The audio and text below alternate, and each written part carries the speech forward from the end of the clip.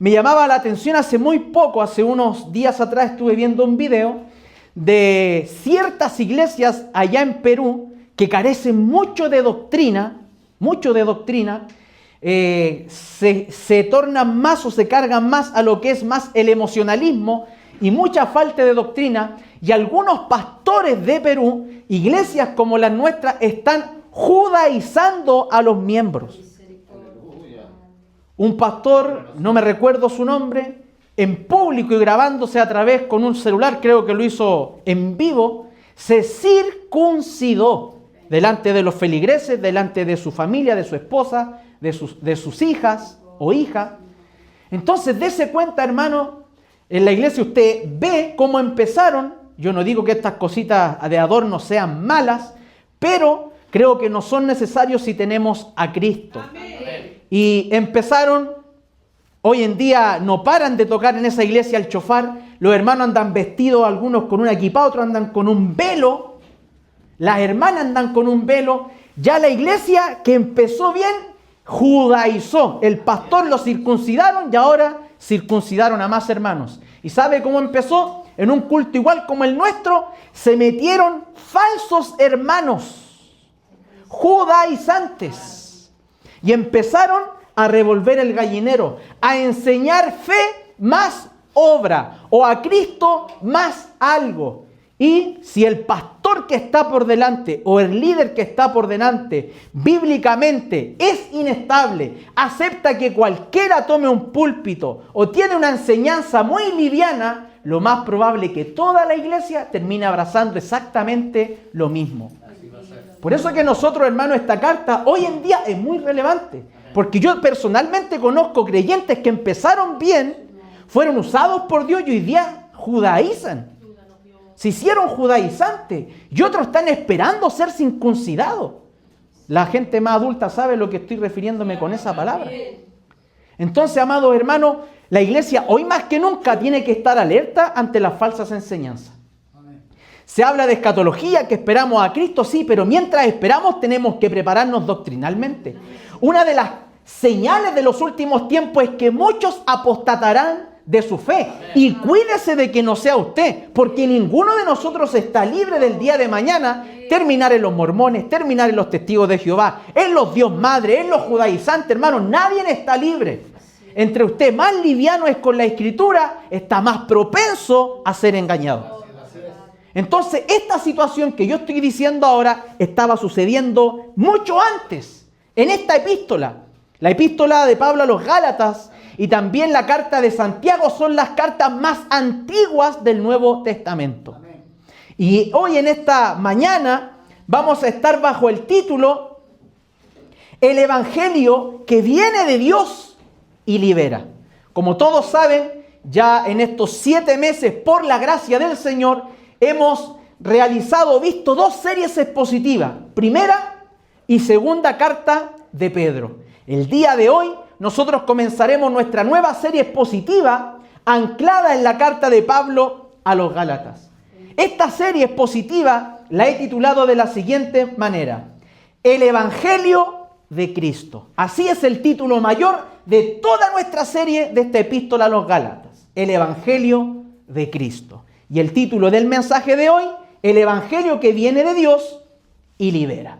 Así que quiero invitarle a que usted abra su Biblia en la carta del apóstol Pablo a los Gálatas.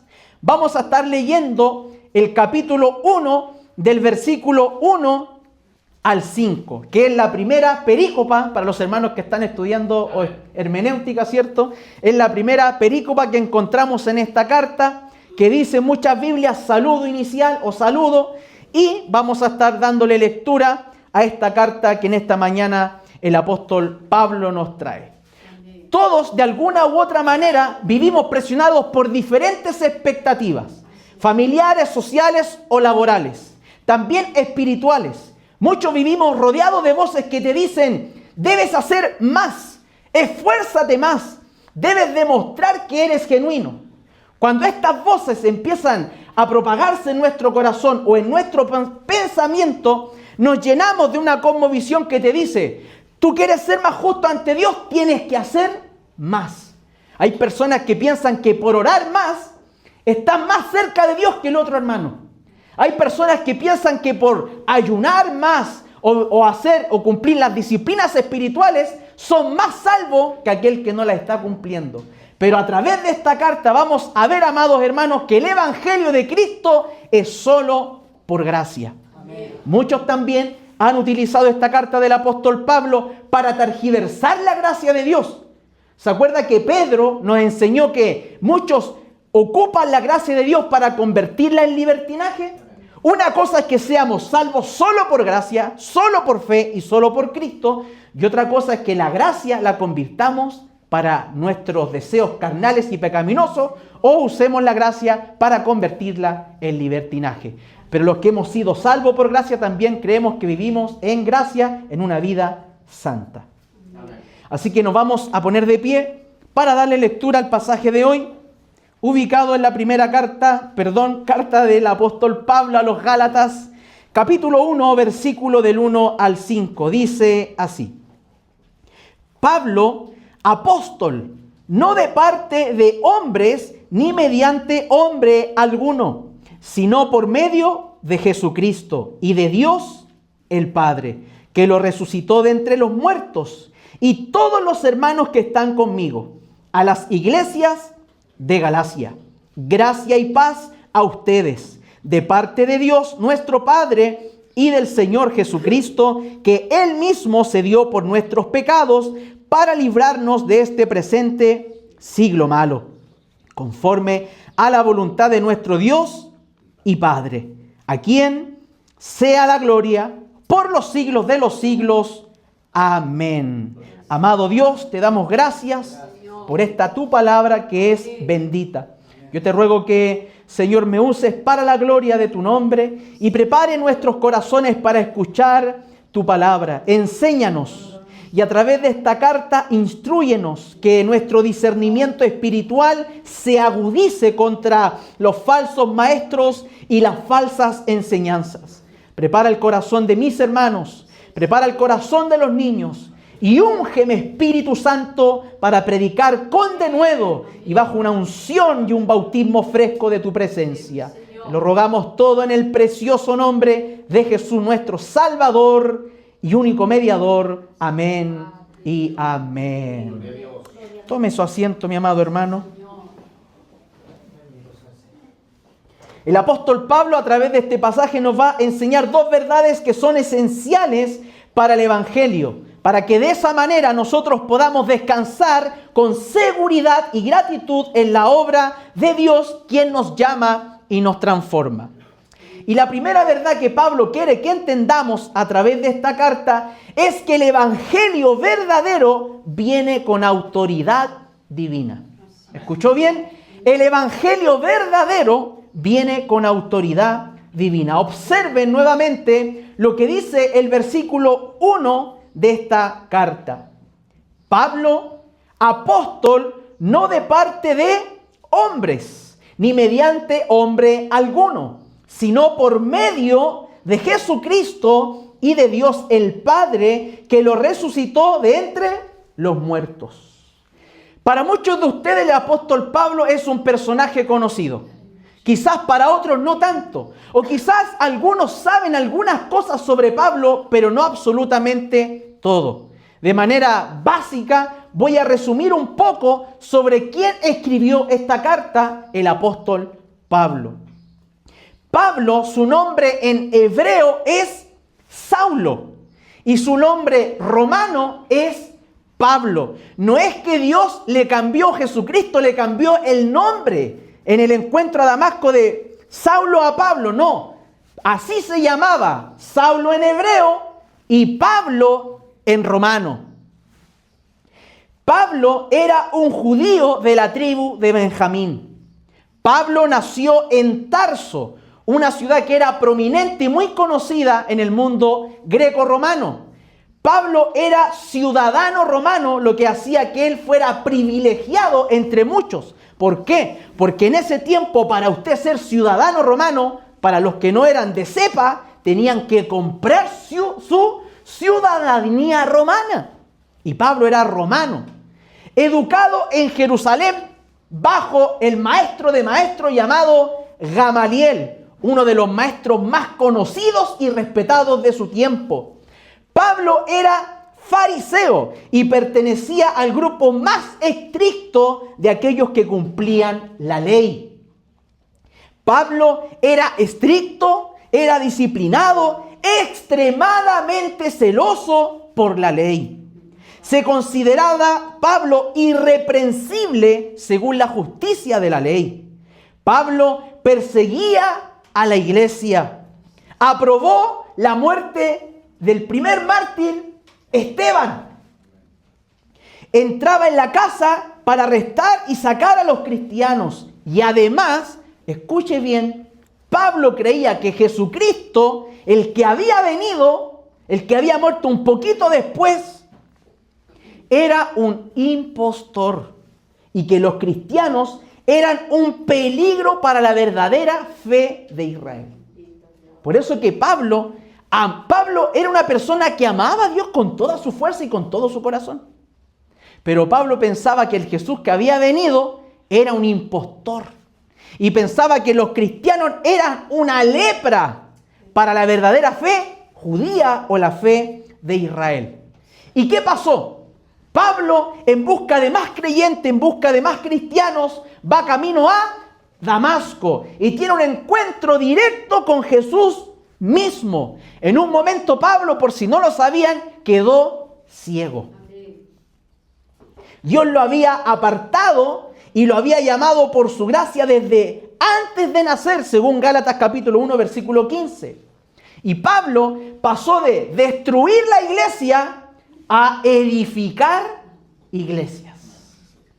Pablo pasó de rechazar al Jesús que predicaba a abrazar y a predicar ahora del Jesús que se encontró camino a Damasco. La misión de Pablo fue llevar el evangelio a los gentiles, no a los judíos. Pedro, el que nosotros vimos en nuestras series pasadas, fue el encargado de predicarle a los judíos. Cierto que Pedro en un momento tuvo una visión donde había muchos animales, donde Dios le muestra que ahora también los gentiles eran parte del pueblo único y espiritual de Dios. Pablo sufrió persecuciones por el evangelio, prisiones, golpes, peligros, carencias y la propia muerte. Pablo le cortaron la cabeza por causa del evangelio. Pablo aquí nos muestra que su autoridad, si usted nota ahí en el versículo 1, dice ahí, Pablo, apóstol, no de parte de hombres ni mediante hombre alguno, sino por medio de Jesucristo y de Dios el Padre que lo resucitó entre los muertos. ¿Por qué Pablo aquí dice, o por qué nombra o destaca que el Padre, Dios, ha resucitado a Jesucristo entre los muertos en esta primera parte? Porque cuando Jesucristo resucita, comienza el nuevo pacto, o el pacto que estamos nosotros en esta dispensación, el de la gracia. Entonces Pablo deja claro que cuando Dios el Padre resucitó a Cristo, comenzó el nuevo pacto. O sea que el antiguo pacto ya quedó viejo, el pacto mosaico quedó atrás, y ahora empezaba un nuevo pacto con la resurrección, o con la muerte y resurrección de Cristo. Pablo nos dice ahí que es un apóstol. Esta palabra apóstol significa un enviado, un embajador, un enviado de parte de Dios. Es un representante directo del Señor. Y Pablo aquí es muy intencional al decir, Pablo no de parte de hombre ni mediante hombre alguno. ¿Por qué Pablo dice que él es de esa manera es enviado, es elegido? Porque en ese tiempo había muchos falsos maestros que decían ser enviados directamente de Dios. Así como en el tiempo de Pablo habían falsos apóstoles, hoy también estamos llenos de falsos apóstoles. En muchos de nuestros movimientos carismáticos, en muchos de los movimientos neopentecostales, aún existen y creen en la existencia, valga la redundancia, de apóstoles. Hoy usted prende la tele y ve algunos que se autodenominan apóstoles. Pero nosotros como creyentes y como iglesia rechazamos rotundamente esto. para nosotros no hay más apóstoles. Fueron los 12 más Pablo y un punto. No hay más apóstoles, en la manera más estricta de la palabra. Porque una de las características que tenía que tener un apóstol era que tenía que haber visto directamente con sus ojos a Jesucristo. Amén. Tenía que haber sido testigo de su resurrección. Y Pablo, aunque no andaba con los apóstoles, camino a Damasco tuvo un encuentro directo con Jesús y él mismo lo comisionó como apóstol de su iglesia. Por lo tanto, nosotros creemos, afirmamos y enseñamos que hoy no hay más apóstoles. ¿Cuántos dicen amén? Amén. ¿O cree usted que todavía hay más apóstoles? Apostolobos hay de sobra. Apóstoles, ya no hay más apóstoles. Por lo tanto, cualquiera que se autoproclame apóstol es un charlatán y un mentiroso. Gloria a Dios. Y tenemos que rechazarlo absolutamente, porque no hay más apóstoles. Entonces nosotros tenemos que cuidarnos y cuidarnos de estos movimientos en el cual mucha gente, incluso de nuestras iglesias, terminan desviándose a ese lugar donde hoy en día se proclaman apóstoles. Otros que yo he escuchado directamente dicen, no, es que yo soy apóstol, pero no en el sentido del apóstol de aquellos tiempos. Yo solamente me proclamo apóstol como un enviado de parte de Dios. ¿Pero acaso el nombre pastor, evangelista, le quedó chico? ¿Por qué la necesidad de autoproclamarse apóstol? ¿Cree usted que llamarse apóstol no es mucho? Basta con ser, el título más grande para una persona es decir que es siervo del Señor. Amén. Que es esclavo de Cristo. Los títulos y todo lo que pueda haber en la Biblia, los ministerios se respetan, pero hoy día, vuelvo a repetir, nosotros no creemos en apóstoles. Amén. Si usted nota el versículo 2, mire lo que dice Pablo. Y todos los hermanos que están conmigo. O sea que Pablo está evidenciando, uno, que es el autor de esta carta, y dos, que no está solo enviando esta carta, sino que hay hermanos que están con él, hay un grupo de hermanos, hay un grupo de líderes en el cual Pablo dice, están conmigo. Por lo tanto, esta carta que yo les estoy mandando, enviando a las iglesias de Galacia, va primero con una autoridad divina, que es la de Dios. Y segundo, va con la autoridad y el respaldo de los hermanos que se encuentran conmigo. Y si usted nota, Pablo dice ahí, y todos los hermanos que se encuentran conmigo, ¿a quiénes? A las iglesias de Galacia. Pablo probablemente está escribiendo esta carta a los Gálatas desde Antioquía de Siria. Otros eruditos dicen que Pablo probablemente no está en Antioquía de Siria. Los que afirman eso dicen que probablemente esta carta se escribió por el 48 después de Cristo, y los que dicen que Pablo escribió desde Éfeso fechan esta carta como desde el año 55 aproximadamente. ¿Por qué digo esto? Porque hay dos teorías sobre esta carta, sobre a quién Pablo se dirigió específicamente. Está la teoría de que Pablo haya escrito a los de Galacia del norte. Galacia era una región, ya con muchas ciudades. Entonces algunos eruditos dicen, Pablo les escribió a los Galacias, o a los Gálatas mejor dicho, que se encontraban en la parte norte. Los que creen esa teoría fechan esta carta después del año 50 y después del concilio en Jerusalén, que usted puede ver en el capítulo 15 del libro de los Hechos. Para los otros que creemos, que yo también me sumo ahí, creemos que Pablo escribió desde Antioquía de Siria, pero a la parte sur de Galacia. ¿Por qué? Porque fue donde Pablo en su primer viaje misionero fundó algunas iglesias en ese sector. Por lo tanto, creemos nosotros que a los Gálatas que Pablo se dirigió son a los que están en Galacia en la parte sur. Y creemos por la fecha que Pablo escribe esta carta a finales del año 48 y a principios del 49, pero un poquito antes del concilio en Jerusalén, relatado en Hechos 15. ¿En qué consistía el concilio de Jerusalén? Para resolver estos problemas. Si a la fe había que ponerle un más al lado, o si bastaba solamente la fe para ser justificado ante el Señor. Esta carta nos va a enseñar, hermanos, muchas cosas buenas. Esta carta nos va a enseñar por qué somos justificados solamente por fe ante Cristo. No es fe más su fuerza, no es fe más su ayuno, no es su fe más la iglesia, es solamente por fe en Cristo y punto. Entonces Pablo aquí nos dice que le escribe a estas iglesias de Galacia. Ahora, esto no es tan relevante para interpretar a qué se refería Pablo. Haya sido la hipótesis o la tesis que le escribió a los del norte o a los del sur, no dificulta el propósito del por qué Pablo escribe esta carta. Pablo escribe esta carta a los Gálatas porque, como les dije en un comienzo, se estaban introduciendo falsos maestros judaizantes o cristianos judaizantes a la iglesia. Estos se meten agazapados y también decían, nosotros también creemos en Cristo. ¿Cuántos creen en Cristo? Ellos decían, nosotros también creemos en Cristo, pero no es tanto como Pablo les está enseñando. Lo que está enseñando Pablo es muy barato, es muy gratis.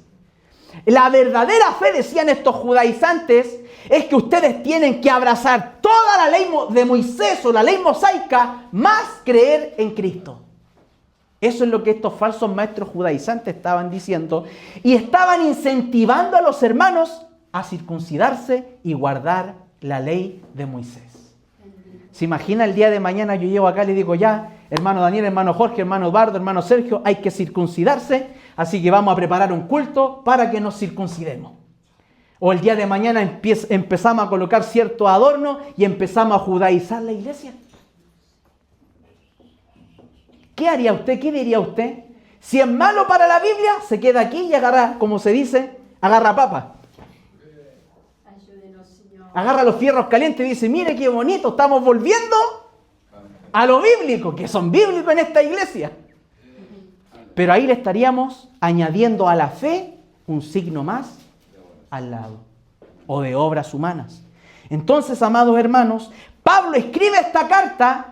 Mire, en el versículo 2 dice, y todos los hermanos que están conmigo a las iglesias de Galacia. En esos versículos, o en esa primera parte, ¿cuántos han leído las cartas de Pablo? Pablo, ¿qué hace? Da gracias por las iglesias a las que le escribe. Doy gracias por ustedes y les da un agradecimiento, pero aquí Pablo se salta el agradecimiento y va, como dijo el pollo, directo al grano. Pablo va directo al grano, Pablo no pierde tiempo. ¿Por qué? Porque Pablo está molesto. Pablo está enojado con los hermanos de Galacia o los Gálatas y con los falsos maestros judaizantes. Pablo no pierde tiempo y dice a las iglesias de Galacia, gracia y paz a ustedes de parte de Dios Padre y de nuestro Señor Jesucristo. Entonces, amados hermanos, como yo les decía en un comienzo, ninguno de nosotros está libre de caer en las garras de falsos maestros. Usted dirá, no, yo hermano Eduardo soy tan erudito, me sé la hermenéutica habidas y por haber, sé hasta hablar en hebreo, arameo y griego, ¿a mí quién me va a engañar?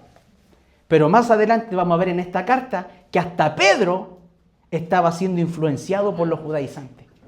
Y Pablo tiene que pararlo en seco a Pedro y avergonzarlo delante de todos, porque Pedro se estaba vendiendo a los falsos maestros judaizantes, siendo que Pedro era un apóstol, siendo que Pedro nos enseñó todo lo que anteriormente venía enseñando, pero aún así Pedro tenía miedo por los falsos maestros judaizantes.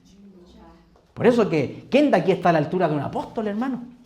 Con suerte nos cuesta llegar a ser Pedro, imagínese. Entonces, aquí, amado hermano, nos vamos, nuestra fe se va a agudizar, nuestro discernimiento va a ser más certero contra los falsos judaizantes. Y la segunda verdad que Pablo quiere que aprendamos en este primer pasaje o perícopa es que el evangelio verdadero trae la gracia que transforma y libera. Escuche, el evangelio verdadero, tengo que saber ponerle verdadero al lado. El evangelio verdadero trae la gracia que transforma y libera. Versículos del 3 al 5. Empecemos por el 3. Dice Pablo, gracia y paz a ustedes de parte de Dios nuestro Padre y del Señor ¿Se ha dado cuenta que muchos hermanos dicen, hermano, gracia y paz. Algunos piensan que esa gracia es una gracia de agradecimiento. Es como, hermano, gracias. Gracias por traerme esto. No, aquí no está hablando de una gracia de agradecimiento. Aquí está hablando esa palabra gracia acá. Quiere decir el favor inmerecido de Dios a personas como nosotros que no nos merecíamos la gracia de Dios, sino la condenación de Dios. Entonces Pablo comienza diciendo inmediatamente aquí: ustedes los Gálatas, sea la gracia y la paz de Dios. O sea, ustedes fueron salvos solamente por gracia. Por una gracia inmerecida, por una gracia sin mérito. Y esa gracia, ¿qué trae? Paz.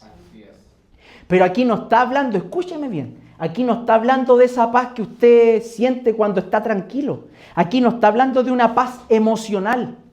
Aquí la paz que está hablando Pablo es una paz judicial. ¿Cómo, hermano Eduardo? Explíqueme un poco más. La paz judicial es esta. Todo ser humano que nace en esta tierra nace enemigo de Dios.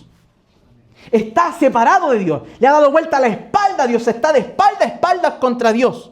¿Ya? Entonces, está separado judicialmente. Pero a través de la gracia de Dios, inmerecida, haciéndonos salvos por medio de Cristo, Cristo ahora nos reconcilia con el Padre judicialmente. Y eso nos hace justificados delante de Dios el Padre. O sea que esa gracia es una gracia inmerecida, una salvación inmerecida. Y esa paz que aquí habla es una paz no sentimental ni emocional, sino una paz judicial, que ahora el Hijo nos ha reconciliado y justificado con el Padre. La gracia y la paz que Dios da no depende de nuestro desempeño. ¿Por qué le digo esto? Mire, a muchos de sus hijos les prometen muchas cosas. ¿Cuántos niños dicen amén? O su esposa o el esposo le promete: mira, mi amor, si haces esto, yo te regalo esto. Hijo, si de aquí a fin de año tú haces esto o te sacas ciertas notas, yo te obsequio esto. Mi amor, si tú te portas bien esta semana, yo te regalo esto, ¿cierto? Estamos dando un regalo a cambio de un esfuerzo. ¿Sí o no? Pero la gracia de Dios no es así. Dios no te dice: si tú oras más, si tú crees más, si tú ayunas más, yo te voy a salvar. No, Él te dice: solamente cree y serás salvo. Gloria a su nombre. Es un favor inmerecido. Entonces Dios no nos trata como a los niños. ¿Por qué? Porque uno como hijo también, cuando era más chiquito, ¿cierto? Decía: si me porto bien, mi papá me va a regalar algo. Si me porto mal, no me van a castigar, ¿cierto? Pero el amor de Dios no es así. El amor de Dios igual es parecido a tus padres, porque mire, hay un dicho que dice que aunque el hijo sea peor que Satanás, la mamá lo va a amar y no hay hijo malo para ella. ¿Por qué? Porque la mamá lo ama o el papá lo ama incondicionalmente. El hijo se porta mal, el hijo se saca malas notas. ¿Y acaso cambia ese amor de su hijo, de usted por su hijo? No cambia. Porque es un amor paternal. Porque es un amor incondicional. Porque a pesar de que se porte mal, claro, lo vamos a disciplinar, pero aún sigue permaneciendo el amor, ¿sí o no? Así es Dios. Nos portamos mal y Dios nos disciplina. Nos portamos mal y Dios nos tira la oreja. Pero aún así, Dios nos sigue amando. Por eso es que podemos, ¿por qué usted cree que el autor de Hebreos dice: vengan confiadamente a Dios, al trono de su gracia? Confiadamente. ¿Por qué? Porque podemos ir confiadamente al Padre, no por nuestras capacidades, sino por el sacrificio que hizo Cristo. Por eso que, ¿cuántos cuando han doblado sus rodillas, cierto, que a veces tiemblan? O a veces nos cuesta tener la fuerza para doblarnos ante Dios, ¿cierto? Y vamos sin fe a orar. ¿Cierto? Vamos sin fe, nos arrodillamos porque somos religiosos. A veces nos parecimos a los católicos romanos de tan religiosos que somos. Y doblamos la rodilla sin fe. Y Dios diciéndonos: ven sin fe. Dios te dice: vengan a mí confiadamente. Porque no es por tu fuerza, es por lo que hizo Cristo. Entonces, cuando dobles tu rodilla, ya no la dobles sin fe. Dóblalas con fe y di: Señor, estoy acá no por mis méritos, no por mis capacidades, sino porque tú me salvaste, solo por gracia y por medio de Cristo yo puedo entrar a ti, a tu presencia. Entonces, Pablo no se queda con algunos deseos abstractos, sino que él explica por qué hay gracia y paz. Vean el versículo 4. Que él mismo, aquí está el fundamento de la gracia y la paz. Versículo 4. Que él mismo se dio por nuestros pecados para librarnos de este presente siglo malo, o mundo pecaminoso, o mundo caído, conforme a la voluntad de Dios y Padre. O sea, hermano Eduardo, ¿cuál es el fundamento de la gracia inmerecida de Dios y de la paz que Él da? Que Cristo murió por nuestros pecados. ¿Para qué? Para librarnos de este presente siglo malo. Aquí Pablo, en el comienzo de su carta, inmediatamente presenta el evangelio verdadero, el evangelio de Cristo. ¿Cuál es ese evangelio? Como dice ahí, si desmenuzamos este pasaje, es que Cristo se dio a sí mismo. O sea, nadie nos obligó a Cristo a darse a sí mismo. Que Cristo no fue obligado. Que Cristo fue voluntariamente. Que Cristo dio su vida por nosotros. Que Cristo fue nuestro sustituto. Que Cristo absorbió a sí mismo la ira del Padre para nosotros justificarnos delante de Él. Que Cristo murió por nuestros pecados. O sea que mire, escúcheme bien. Porque hay creyentes que piensan que Cristo pagó la mitad de sus pecados y la otra mitad las paga usted en cuota. ¿Cómo las pago en cuota? Con oración, portándome bien, ayunando, leyendo, que son cosas buenas, pero si usted piensa de esa manera, está pensando que el sacrificio de Cristo en la cruz fue o es insuficiente. Y si aquí dice que Cristo murió por nuestros pecados, ¿puede usted hacer algo para que Dios perdone sus pecados? ¿Hay algo que usted pueda hacer para ganarse el favor de Dios, para que Dios perdone sus pecados? Si hubiese lo más mínimo que usted pudiera hacer para que Dios perdone sus pecados, entonces hace insuficiente la muerte de Cristo. Por eso que esta cosa del legalismo y el fariseísmo que hoy día incluso está en nuestras iglesias, ¿cierto? Que es como, hermano, si tú no eres pentecostal, no eres salvo. Y por el otro lado, si ustedes no son bautistas, no son salvos. Si ustedes no son presbiterianos, no son salvos. Si ustedes no son luteranos, no son salvos. Pero aquí no es fe más mi denominación. Aquí es solo Cristo. Solo por fe. Las denominaciones son necesarias. ¿Y sabe por qué les digo esto? Porque hoy día se están levantando muchos hombres que están diciendo que los bautistas no son nuestros hermanos. Que están diciendo que aquellos que creen en la seguridad de salvación no son nuestros hermanos. Y eso, hermano, eso es falsa doctrina. Falsa enseñanza, porque cualquier persona en esta tierra que cree solo por fe en Cristo es nuestro hermano en Cristo. Más allá de la denominación que vaya, del ministerio que vaya, a donde quiera que vaya, si ha creído por fe en Cristo, es nuestro hermano en la fe. Y esos son pensamientos sectarios que se están metiendo en nuestras iglesias.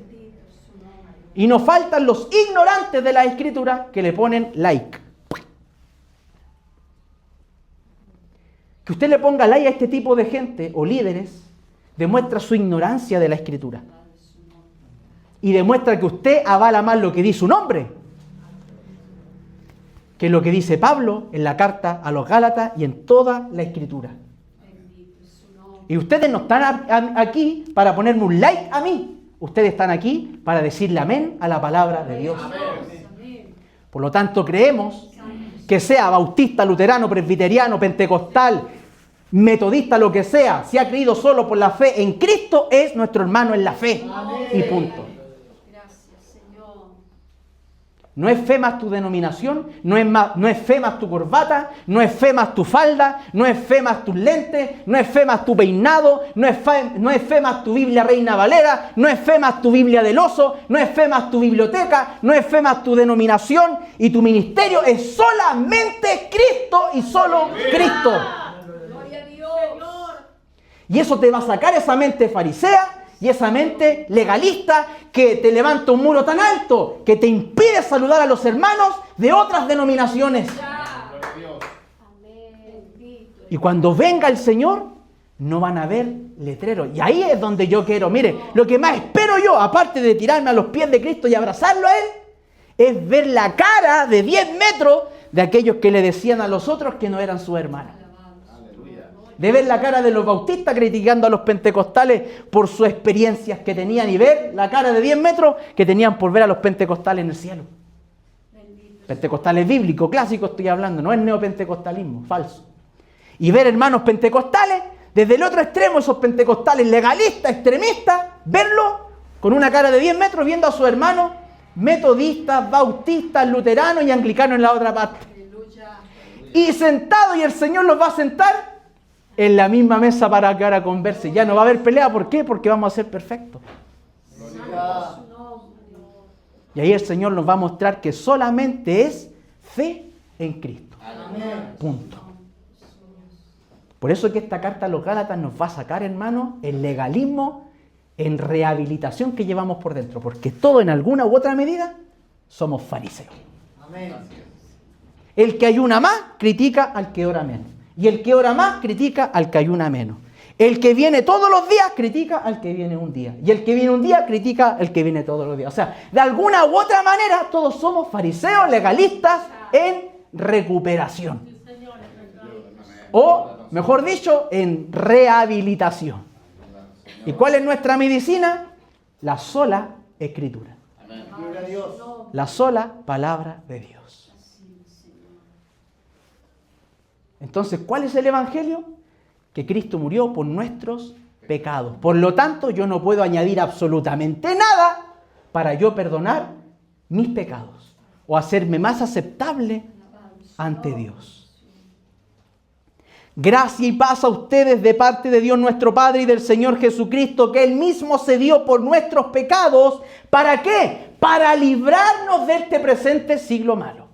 O sea que tú en tu fuerza y en tu capacidad estabas inhabilitado para salirte de este mundo, para volverte de ser un muerto espiritualmente apartado del Señor, como Pablo también lo dice en Efesios capítulo 2, donde vuelve a recalcar que la salvación es solo por gracia, para que nadie se gloríe, y donde dice que estábamos muertos espiritualmente, y solo Dios vino a darnos vida a través de Cristo. Amén.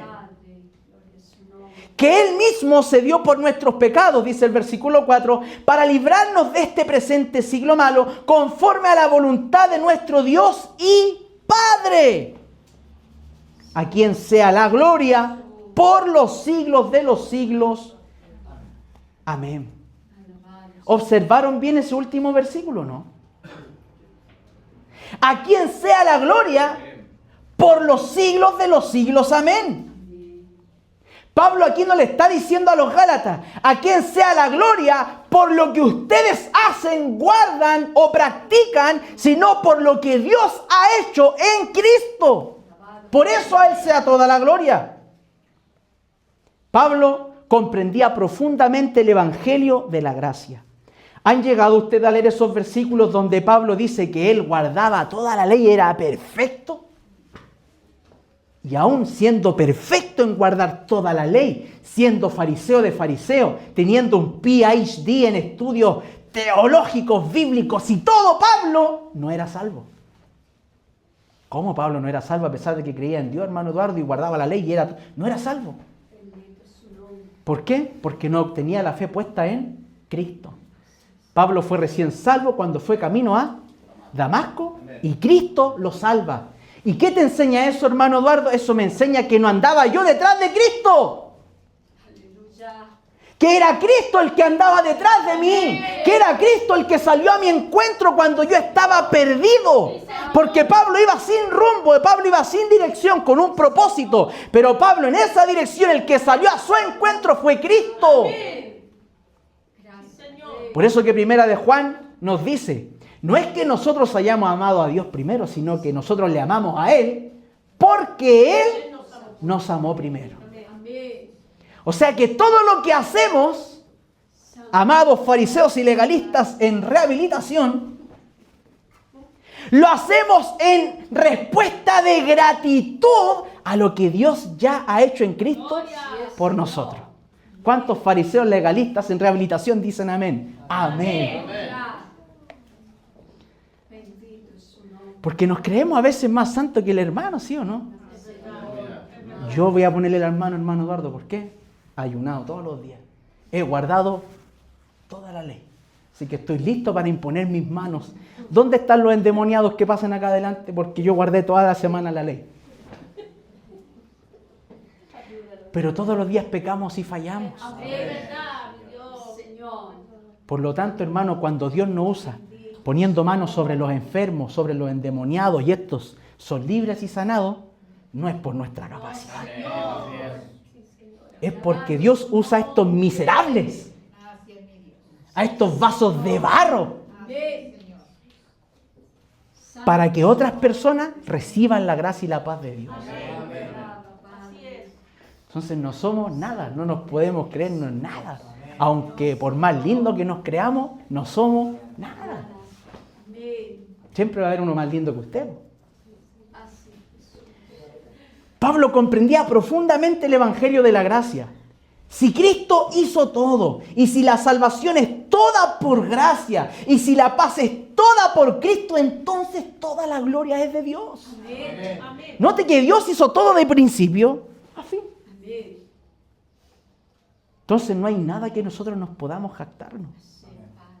Cada vez que pensemos, yo me mantuve firme, como decimos a veces los fariseos legalistas, recuerda que es su gracia la que te sostiene firme. Amén. Cada vez que pensemos, no, yo cambié mi vida, yo me salvé a mí mismo, recordemos que Dios a través de Cristo fue el que nos encontró y nos salvó primero. Esto nos guarda de la soberbia espiritual, el veneno que a muchos gálatas estaba destruyendo. Hermanos, cuando entendemos profundamente lo que Cristo hizo, nunca intentaremos añadir ni la más mínima obra y solo daremos gloria a Dios. Eso es lo que quiere Dios. Dios está cansado de hermanos, líderes, legalistas y fariseos que le ponen carga a la gente, porque hay algunos que te dicen, hermano, usted no puede hacer esto. Y ellos, en lo privado, lo hacen 3 veces más. Hermanos, ¿cuántos van a ayunar y orar esta semana? Amén. Y él duerme hasta la 1, no ayuna ni un día, pero le impone carga a la gente que ni siquiera él mismo puede llevar. ¿Cuántas veces usted se ha comprometido a orar y ayunar y no ha cumplido? Siendo sincero. ¿Cierto?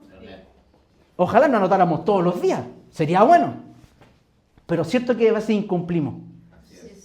Y nos bajoneamos porque incumplimos.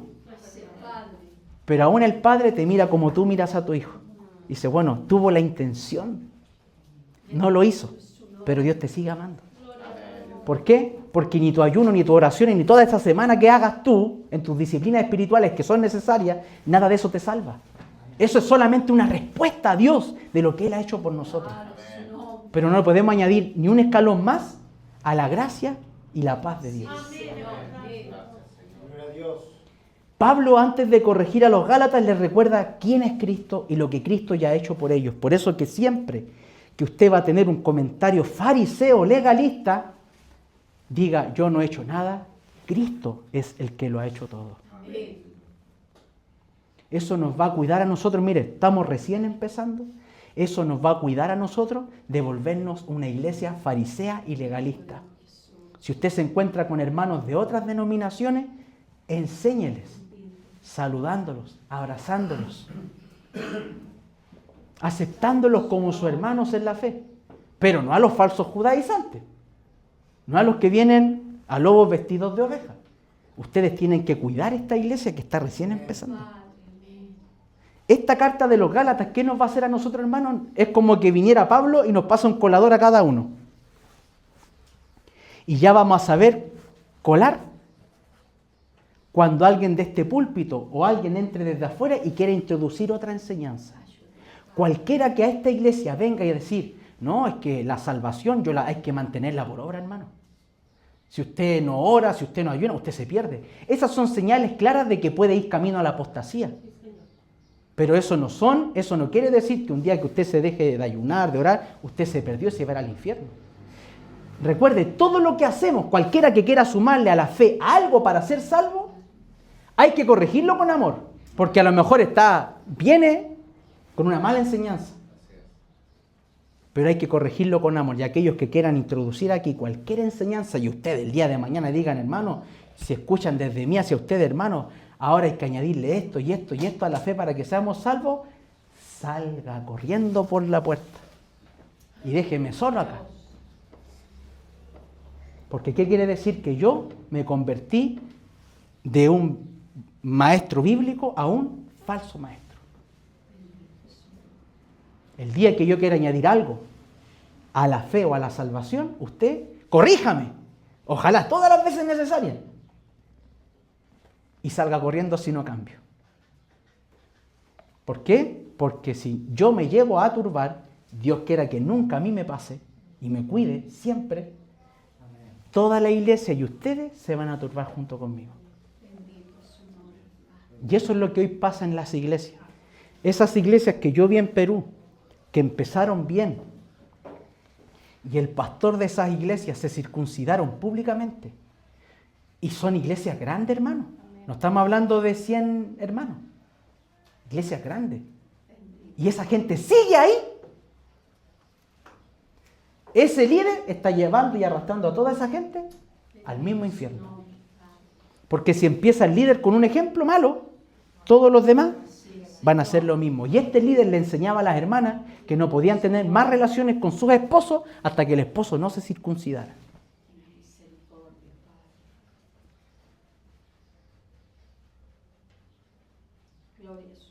Entonces no estamos libres de nosotros caer en estos pecados, hermanos.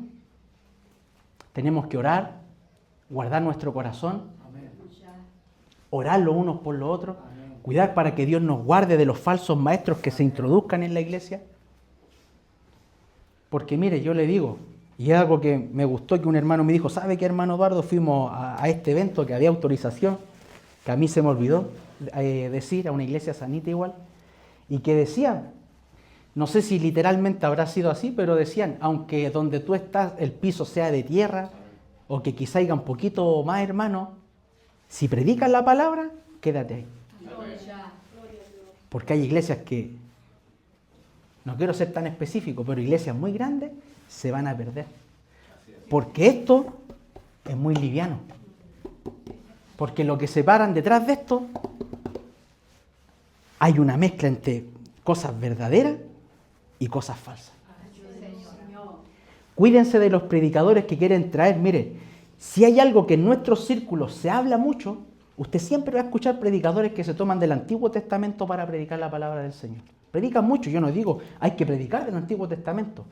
¿Dónde está el punto? Es que ellos no pueden traer enseñanzas que son para Israel y aplicárselas a la iglesia de nosotros hoy. Siempre usted divida en su mente y haga una cruz en su mente y diga, desde Hechos 2 en adelante, o desde la resurrección de Cristo en adelante, o más específicamente desde que nace la iglesia de los gentiles con la casa de Cornelio en adelante, o de Hechos 2 en Pentecostés, todo eso aplica a la iglesia. Todo lo que es para atrás hay que pasarlo por el colador de la cruz de Cristo. Y si pasa el colador de la cruz de Cristo, yo lo aplico a mi vida. Por eso que hay que cuidarse, porque muchos predicadores de hoy están poniendo cargas del Antiguo Testamento en la iglesia de hoy, que estamos bajo el nuevo pacto del Señor. ¿Amén? Amén. Demos gracias al Señor. Esta ha sido la enseñanza de hoy. Y a Dios sea toda la gloria para siempre. Amén. Eso, si va a aplaudir, denle un aplauso al Señor.